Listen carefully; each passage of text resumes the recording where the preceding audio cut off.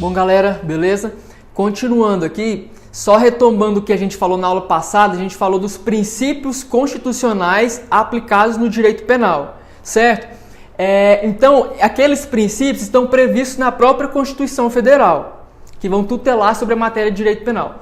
Agora vamos tratar dos princípios do direito penal propriamente dito. Esses princípios, eles não têm base na Constituição e não tem na lei, no Código Penal, especificando esses princípios, mas é o entendimento pacificado da doutrina e da jurisprudência também, a aplicação desses princípios. O primeiro princípio que a gente vai tratar aqui sobre o princípio de direito penal é o princípio da intervenção mínima. O que é intervenção mínima? Vamos raciocinar. A gente falou sobre os princípios limitar a atuação do Estado, certo? Então, o princípio da intervenção mínima vai dizer que o direito penal ele deve ser aplicado de forma mínima, como um mal necessário, é um direito minimalista. Em decorrência desse princípio da intervenção mínima, temos dois outros subprincípios, duas outras espécies. Qual que é o primeiro princípio da fragmentariedade? Então, fragmentariedade vai dizer que o direito penal vai tutelar somente fragmentos do ordenamento jurídico, certo? Então, temos conflito entre pessoas em relação a um bem imóvel, por exemplo, temos conflito em relação a outras pessoas sobre o patrimônio, sobre algum objeto. Então, o que é esse fragmento? O direito penal vai tutelar aqueles bens jurídicos que são mais importantes, mais relevantes e proteger ataques mais perigosos, que causam maior dano na sociedade. O que é isso? É o direito da vida, é o direito do patrimônio, é o direito da dignidade sexual. Apenas esses fragmentos de todo o ordenamento jurídico vai tutelar sobre o direito penal. A segunda espécie da intervenção mínima é o princípio da subsidiariedade, ou também chamada de ultima ratio. Decore este nome aqui, saiba o que significa ultima ratio, porque às vezes na sua prova pode colocar subsidiariedade ou também pode colocar ultima ratio. Qualquer uma das duas nomenclaturas que colocar lá estará certo também. Então, o que é a subsidiariedade? O direito penal, além dele aplicar somente a fragmentos, a bens jurídicos mais relevantes, ele vai proteger também em último caso. Em último caso quer dizer o quê? Primeiro vamos ter um conflito. Então, primeiro a gente tenta aplicar neste conflito o Código Civil, o direito administrativo, a Constituição, certo? Caso esses ordenamentos jurídicos, esses códigos não sejam capazes de proteger aquele bem jurídico, a gente aplica subsidiariamente, ou seja, em última ratio, em último caso, o direito penal. Entendeu? Então, princípio da intervenção mínima, gênero, deriva duas espécies: fragmentariedade e subsidiariedade. Subsidiariedade, última ratio, vai aplicar em último caso. Outro princípio do direito penal, temos o princípio da ofensividade, que é também chamado de princípio de lesividade, ou em nomenclatura latim, nullo crimine sem injúria. O que é isso? Não há crime sem injúria. Então, para que se configure um crime, esse crime tem que causar ofensa, tem que causar lesão ao bem jurídico. O que é o bem jurídico? É o bem jurídico da vida, é o bem jurídico, o seu patrimônio, o seu celular é um bem jurídico, a sua dignidade sexual é um bem jurídico, é aquilo que o direito protege. Então, aquilo que causar lesão ao bem jurídico, entende-se que causa lesão ou perigo concreto de lesão. Entende? Então vamos lá, exemplo, crime de homicídio, por exemplo, é um crime que causa uma lesão, certo? Causou uma lesão concreta a um bem jurídico que é a vida.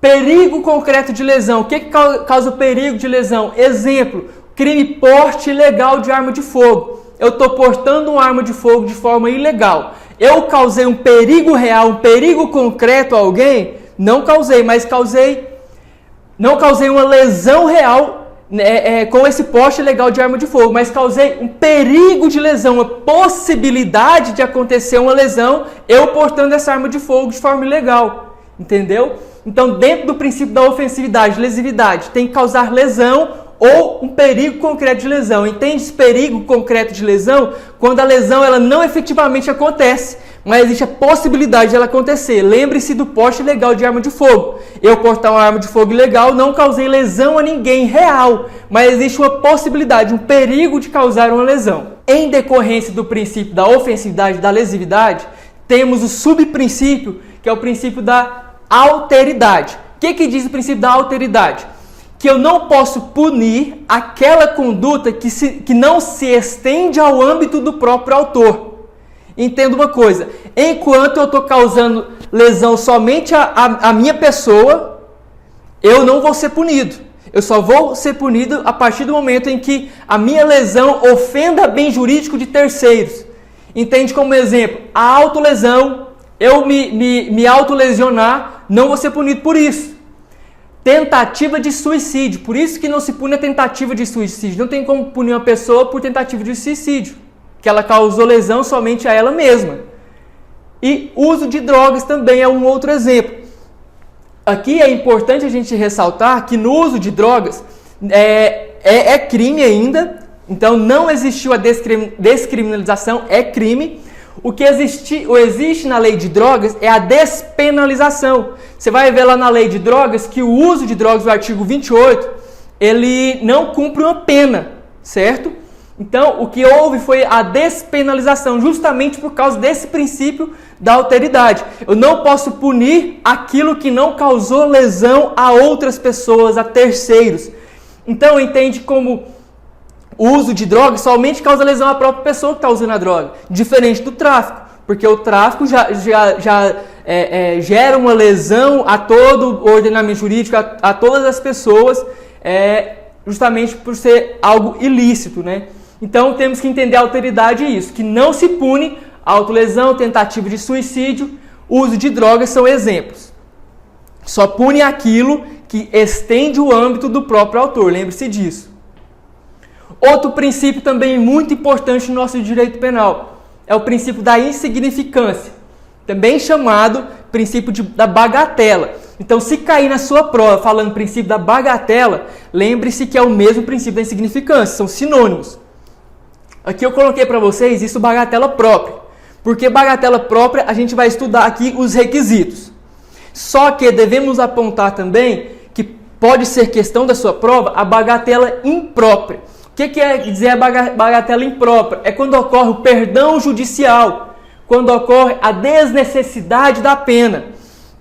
Então, por exemplo, o crime de homicídio culposo, quando praticado em sua modalidade culposa, a gente vai estudar isso lá no artigo 121 e nos seus parágrafos, que pode ter a possibilidade de acordo com as consequências jurídicas do fato, com o decorrer daquele processo penal, em relação ao crime de homicídio culposo, pode chegar ao final do processo e o juiz analisar que o autor desse homicídio culposo, lembre-se que é culposo que a gente está falando, não tem o dolo de praticar aquela conduta, o juiz pode analisar e ver que aquele autor já sofreu um transtorno, às vezes psicológico grande no decorrer do processo, já sofreu consequências com esse processo. Então o juiz vai conceder a ele o que é um perdão judicial. Isso é a bagatela imprópria. O que quer dizer? A priori, de início, não aplica-se o princípio da insignificância. Mas com o decorrer do processo, com as consequências que esse processo traz, o juiz vai analisar, vai achar desnecessária a pena. Vai falar assim, não, eu não vou aplicar a pena para você não, em decorrência disso. Isso se chama a bagatela imprópria. Agora o que a gente está falando da bagatela própria, que é o princípio da insignificância propriamente dito, ele tem alguns requisitos para ocorrer. Vale ressaltar que a gente vai ver lá na teoria do crime que o princípio da insignificância ele exclui a tipicidade material. Lembre-se disso, exclui tipicidade material. A gente vai analisar isso mais a fundo na teoria do crime. Quais que são os requisitos, ou seja, o que deve ocorrer na conduta para aplicar o princípio da insignificância? Lembre-se desse mnemônico aqui, para facilitar na hora de resolver a questão. Lembre-se de MARE. MARE são os requisitos para poder aplicar o princípio da insignificância. O que é o M? Mínima ofensividade da conduta. Então, a conduta ela não pode causar uma ofensa muito grande. Lembre-se, por exemplo, o crime de roubo. O crime de roubo existe a violência ou a grave ameaça. Então, o crime de roubo já não aplica-se nesse requisito aqui, porque causa ofensa, a conduta causa uma ofensa, violência ou grave ameaça. Entendeu? Então, a gente já de cara já resolve a questão de que roubo não aplica o princípio da insignificância, justamente pelo primeiro requisito, porque causa ofensa, a conduta ela é ofensiva. Segundo requisito, o A, ausência de periculosidade social da ação. Ou seja, aquela ação ela não gera um perigo para a sociedade. Foi uma ação que não causou constrangimento para as outras pessoas. Cuidado que na sua prova está escrito ausência de periculosidade social da ação. Pode ser que substitui a palavra ausência e coloque nenhuma. Então coloque nenhuma periculosidade social da ação. Entendeu? Então associe a ausência com nenhuma periculosidade. Terceiro requisito, reduzido o grau de reprovabilidade da conduta. Reduzido o grau de reprovabilidade. Aquela conduta, ela não é grandemente reprovável, entendeu? A sociedade não vê aquilo como uma conduta que foi muito gravosa para ela. E não confunda reduzido o grau de reprovabilidade com ausência. Porque a reprovabilidade ela é reduzida, ela é diminuída. Agora, a periculosidade da ação é nenhuma, é inexistente, ausência. Quarto e último requisito, o I, inexpressividade da lesão jurídica. Ou seja, aquela lesão que o autor causou com aquela conduta, ela é inexpressiva, ela não causa tanta lesão jurídica. Vamos situar um exemplo. Um cara entra na loja da Renner e furta uma bermuda. Pelo tamanho da loja da Renner, pelo patrimônio que a loja tem e pelo valor que foi subtraído uma bermuda, pode chegar ao processo e o juiz aplicar o princípio da insignificância decorrente da inexpressividade da lesão jurídica. Atenção que eu falei o crime de furto. O cara furtou uma bermuda. Não falando do roubo, porque lembre-se que o roubo é uma ofensa. Então, inexpressividade da lesão jurídica. Então, aquela bermuda furtada na loja da Renner, ela é inexpressiva. Agora, outro exemplo. Vamos supor que o cara furta uma marmita, um sanduíche ali do mendigo. Aparentemente, seria possível até aplicar o princípio da insignificância, mas veja que não é inexpressiva a lesão jurídica. É o único meio daquela pessoa sobreviver. Entendeu? Então, a lesão jurídica, a inexpressividade dessa lesão jurídica, ela pode ser diferente em determinados casos. Para a loja da Renner furtar uma bermuda, ela é inexpressiva. Mas para um mendigo furtar o seu alimento, já não cabe, já não é inexpressivo mais. Vamos continuar. Agora existe a impossibilidade de aplicação do princípio da insignificância. Casos em que não cabe a aplicação do princípio da insignificância. Primeiro, crime de uso de entorpecente. Lembra que a gente falou lá do uso de drogas, do princípio da alteridade, que ele não sofre uma penalização, mas em decorrência disso não pode aplicar o princípio da insignificância também. Vamos supor que o cara é pego lá só fumando um baseado, está usando droga. Por mais que seja só um baseado, o delegado ou o juiz não pode chegar lá e aplicar o princípio da insignificância, porque não cabe. Crime de moeda falsa, falsificação de moeda. Vamos supor que o cara está falsificando uma nota de 20 reais.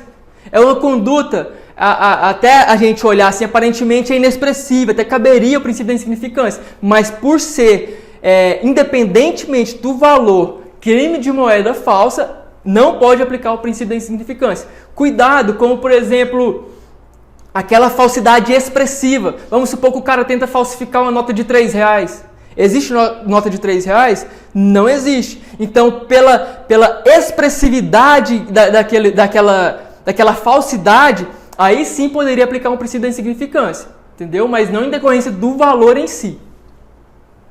Crimes relacionados à Lei Maria da Penha. Por mais que o cara lá cometa só uma lesãozinha corporal, só furta o patrimônio da mulher em decorrência da Lei Maria da Penha, não pode ser aplicado também o princípio da insignificância. Crimes com violência ou grave ameaça. Lembra que a gente falou aqui do primeiro requisito, ofensividade? Então, quando causar violência ou grave ameaça, não é possível aplicar o princípio da insignificância. Crimes contra a administração pública.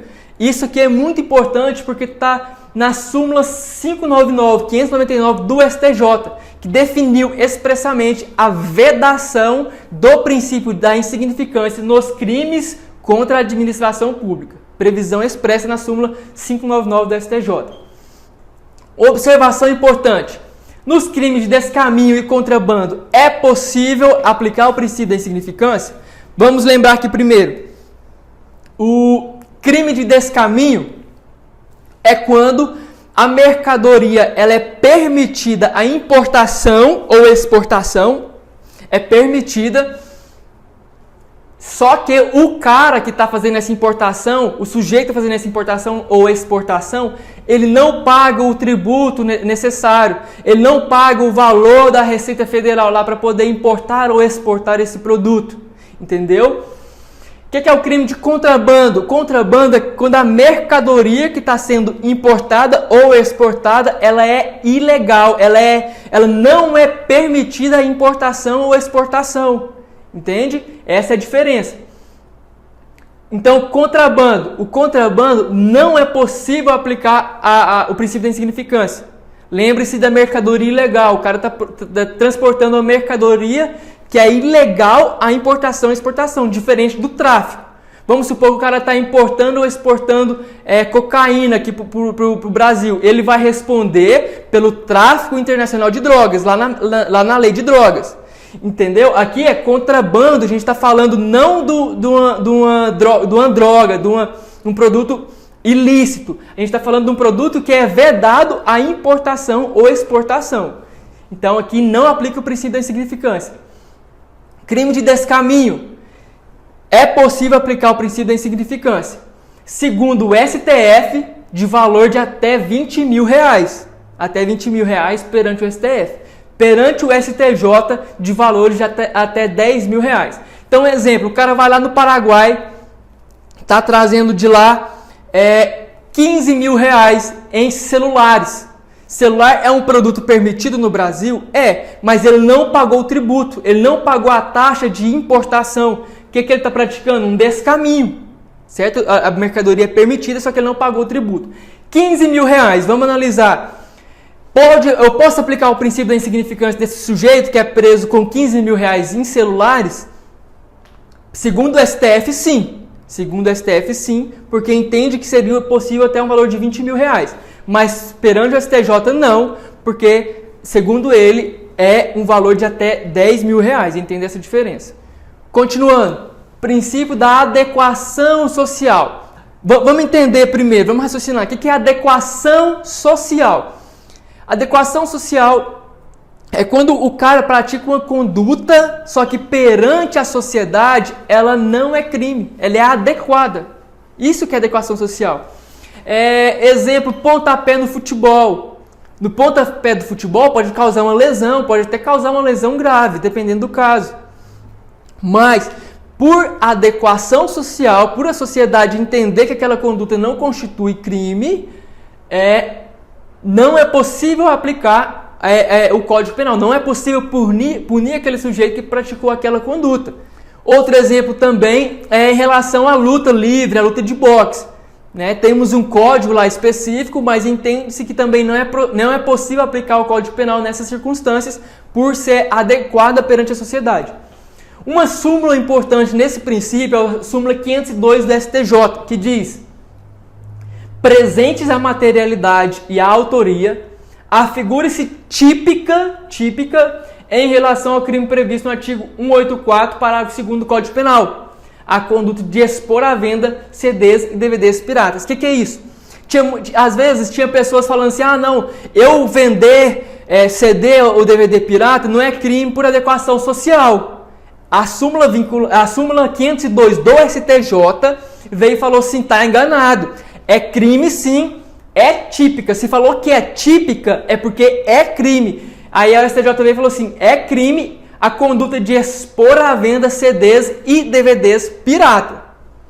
lá no artigo 184, parágrafo 2º do Código Penal. Outro princípio também muito importante no nosso direito penal, o princípio da proporcionalidade. O que é? Tenta entender isso comigo. Proporcionalidade está relacionado ao que é a proporção. O que é isso? O Código Penal entende, o direito penal entende que a depender do crime, eu tenho que aplicar uma quantidade de pena proporcional àquela conduta. Entendeu? Então, dentro desse princípio da proporcionalidade, temos 3 subprincípios. Adequação. O que é isso? A pena que eu vou aplicar para esse crime, ela é adequada? Ela tem que ser adequada.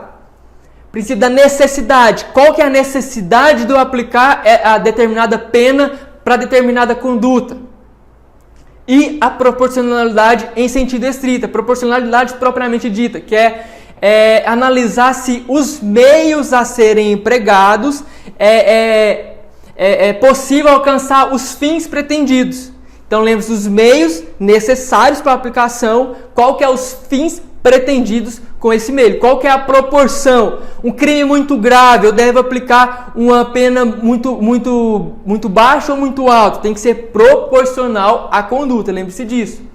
Aqui, no princípio da proporcionalidade, a gente entende como sendo uma proteção negativa no sentido de que ela limita a atuação do Estado.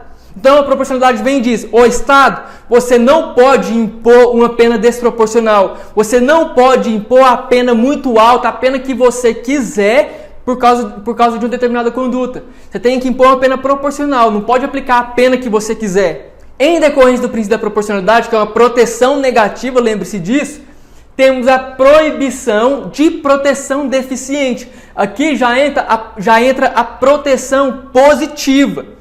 Quer falar também assim, o Estado, você também não pode deixar de punir ou aplicar uma pena muito baixa para um crime muito alto. Exemplo, um crime de estupro que é socialmente muito grave, né? Gera muita comoção social. O Estado não pode vir aplicar uma pena baixinha lá de 1 ano, de 1 ano e meio, 2 anos. Entendeu? Essa é a vedação, proibição da proteção deficiente, justamente por causa desse princípio.